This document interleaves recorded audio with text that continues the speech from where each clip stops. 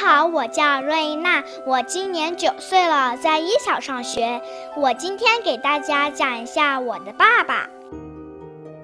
我的爸爸有一辆小黄车，妈妈说爸爸是电信工程师。我在想，是不是蜘蛛侠呢？妈妈在医院上班，今天周末休息了，照顾妈妈、陪着妈妈的任务当然交给我啦。爸爸，吃妈妈的吗？我的爸爸，他平时很忙，但再忙再累都会去接我。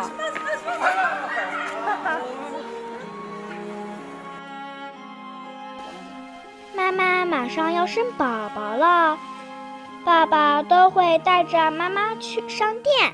看这个多可爱，给可爱的宝宝买些东西。又掉一个。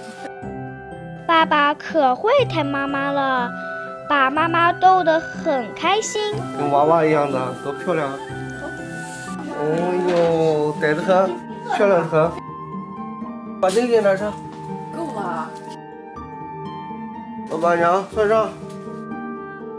其实爸爸最疼我了。